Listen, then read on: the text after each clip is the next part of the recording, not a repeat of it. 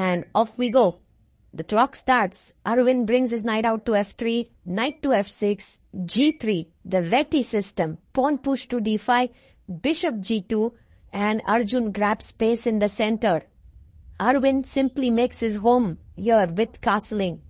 e6 by Arjun, pawn to b3, double fianchetto. The bishop comes out to e7, bishop b2 played, and now Arjun short castles. How is Arvind going to play? Is he going to play c4? Is he going to play d4? Few possibilities here. He plays c4, but Arjun blocks the pawn. Arvind tries to open it up. Knight comes out, takes the pawn. Pawn takes, and now rook e1. The rook looks in the center of the board, stopping the e5 move to block the bishop permanently.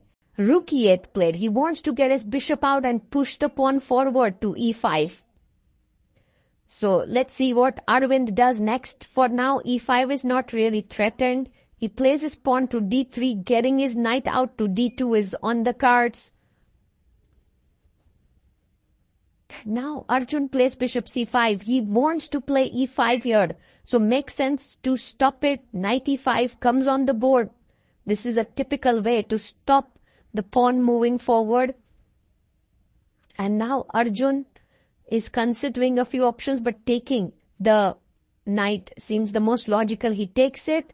Rook takes played here. And now you have to be careful. Your bishop is hanging.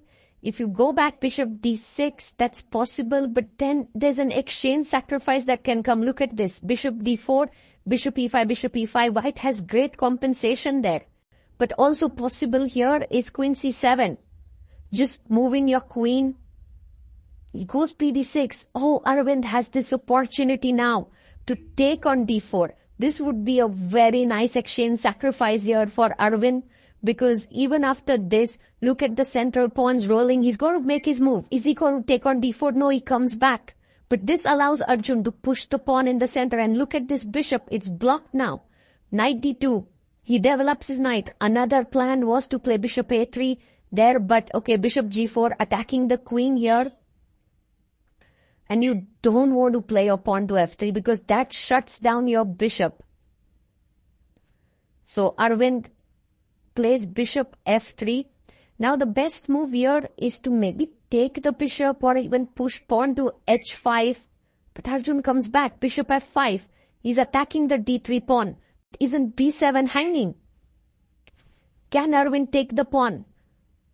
Arvind has 2 minutes and a few seconds on the clock. Arjun has 2 minutes, 8 seconds.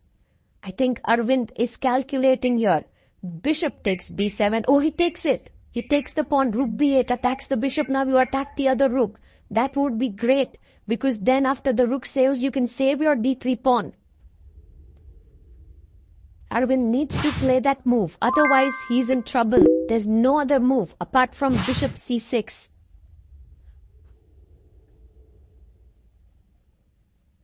I wonder what maybe he wants to play queen f3, attacking here and here, but then bishop g4, queen g2, and maybe bishop b4, and it's already getting very, very nasty because this is controlled.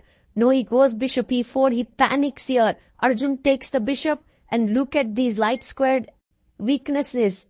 Bishop b4 attacks the rook. Suddenly the rook is running out of squares. Rook e2, there is bishop g4 pinning. So now the rook needs to move away to f1, but then bishop h3 attacks the rook on f1. Lot of problems here for Arjun, who is creating a lot of problems for Arvind. Now, rook f1 played. The good news for white is that he at least has a pawn, but nothing more than that. Bishop h3 played. He's attacking the rook on f1. a3. Just kick the bishop away. Could be an idea. What else? He plays a3. If you take bishop f1, I'll just take a b4 and try to sort of attack the a7 pawn. That's the plan for me. Arjun comes back, bishop f8. Now if you try to save rook e1, maybe b3 pawn is a weakness. He doesn't even try to save. He just pushes b4. He gives up the rook. Arvind is like, take my Rook, give me your bishop. It's a risky bishop here that is looking at the g2 square. But Arjun also doesn't take. He first attacks the knight. The knight comes back to d2. And I guess it's logical now to take the rook. He takes it, bishop f1.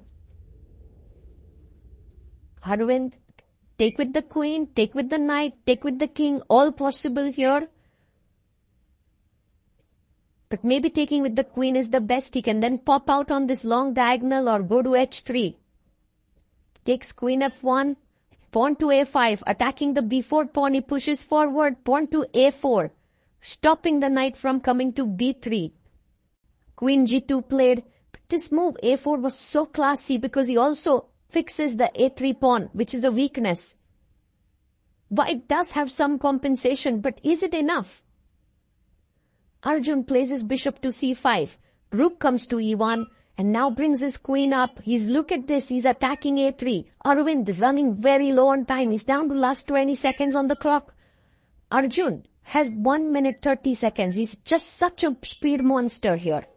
Arjun Erigaisi, a reason why he's the best in the world. Pawn to h4 played. Pushing the pawn there. Just Arvind was at loss for what to do. He just pushed his pawn with like few seconds left. Now Arjun plays h6. Arvind pushes forward. Can Arvind fight back here? He has a plan here. Knight f3, knight h4, looking at g6 and f5. Arjun, using his time wisely, plays rook to d8 in the center. Queen h3, attacking the f5 pawn. He defends it. Rook f8. And now Arvind plays knight f3. He's going knight h4, pawn to e4. If you take, the knight is hanging. So he goes knight h4 directly. But this is already looking dangerous. f5 is hanging and g6 is coming in. But e3 played. He plays his bishop to c1. Arvind hardly has time. He's playing on his last 2 seconds. Pushes his pawn to f4. Another excellent move. Knight comes to g6, attacking the rook and the pawn. What is the answer here for Arjun? Well, Arjun has it all figured out. He takes on f2, king f2, takes on g3. It's a double check. The king has to move back. Now it's the rook is attacked. You have to be careful if you play rook here. I'll take the f-file. White will have some compensation flowing there with these pawns. So Arjun has to find this amazing move, rook d8. He finds it. He finds that move, rook d8. What a move. Rook f1 played by Arvind. But now it's all over. Rook takes rook. Queen takes. And now he can even chop off this pawn here on a3. It's a juicy pawn. He takes it. Bishop comes to f4.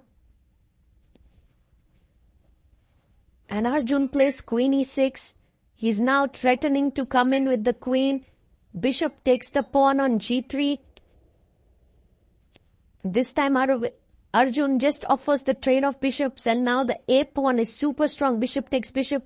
Queen takes to white. King is tremendously weak here. Many ways to win. Pawn pushes forward. a3, king g2. He plays a2. And it's all over here. c5 played. Arjun says, well, that's a free pawn. Arvind, I'm going to take it. Takes it. And Arvind resigns. What a game here by Arjun Erigaisi. He was flawless on the board and also on the clock and played an excellent game here. He showed some great ideas with black in this structure, and Arvind should have sacrificed that exchange. In the opening, the arbiter